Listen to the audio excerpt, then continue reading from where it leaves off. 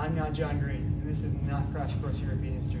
Today we'll be discussing British dominance during the Industrial Revolution. First, we'll be discussing resources. Now, the two most important resources for an industrializing nation at the time were coal and iron, of which Britain had an abundant supply, especially in Wales and Scotland. Now, the issue with coal mining is that it's an incredibly dangerous thing to do. Cave-ins, floods, poisonous gases were all common.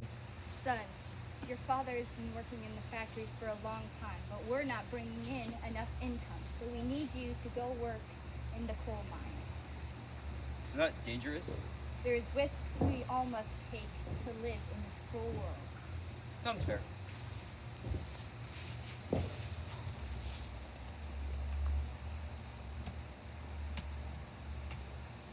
Hey look, I found some. Good job, son. Are you all right, son? I don't think so. There's like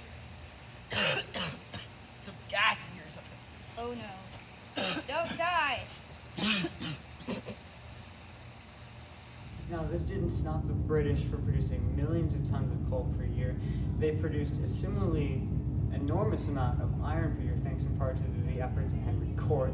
They were also able to become the lead producer of steel in the world, thanks to the efforts of Henry Bessemer, whose process allowed for a better and faster production of steel.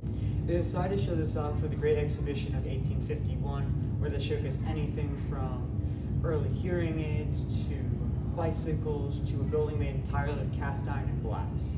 Another thing we should consider is Britain's social and political climate, which was quite unique for the time, as it was a parliamentary democracy when "because I said so" could still work for many of Europe's monarchies. This was helpful especially to Britain's middle class, who felt stifled by the feudalistic and often mercantilistic policies of the nobles.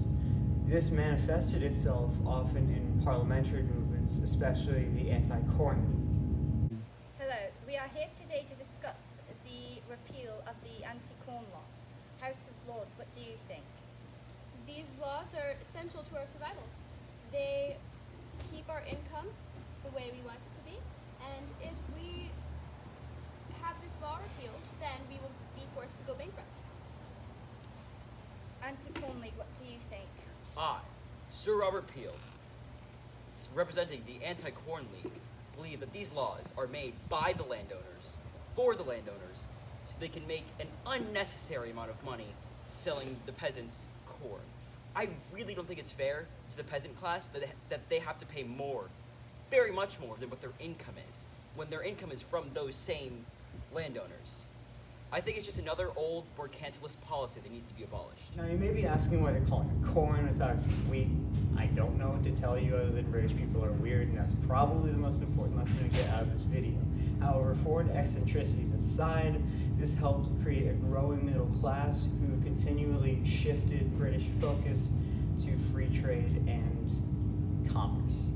They also used patents to incentivize inventors. Like me, James Hargreaves, who invented the spinning jenny. Eli Whitney, who invented the cotton gin. Like me, James Watt, who patented the steam engine, which George Stephenson used to power the locomotive. Toot toot! Which contrasted starkly with nations like Russia, who even in 1897 had a peasant population of nearly 80 million, which was 60% of its population. And often these peasants were usually working with equipment used by the Romans and earlier, and any sort of medieval or agricultural revolution improvements were completely unknown to them. Which brings us to our final topic with Britain's industry. Now, before the Industrial Revolution, it really wasn't that more complicated than the putting out system, with people simply working in their homes or in small buildings together, but not in large numbers and not producing large amounts of goods. Now, with the invention of the spinning jenny and the water-powered loom, that changed. So now that you have hundreds of people crammed into single rooms, working all day, producing huge amounts of products. Now, mill owners saw this as a very profitable enterprise, so they decided to borrow money from, you name it, investors, banks, etc., and they would pay them off once they had gotten their money.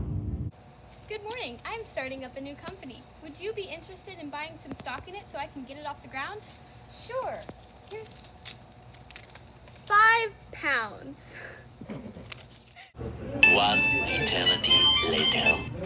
Hello again. Thank you for investing in my company. I've made enough profit that your £5 has turned into £20.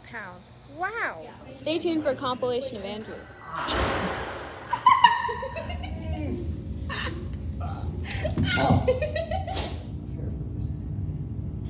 What are you doing? That's not how you work a scrunchie. I don't care. You're doing so bad.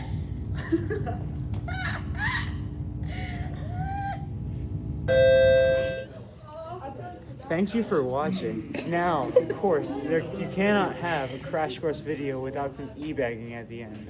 So if you have any money, I don't care if you want food. If you have money, please donate to our Patreon, which does not exist. All the hobos at some point. Give money. give money.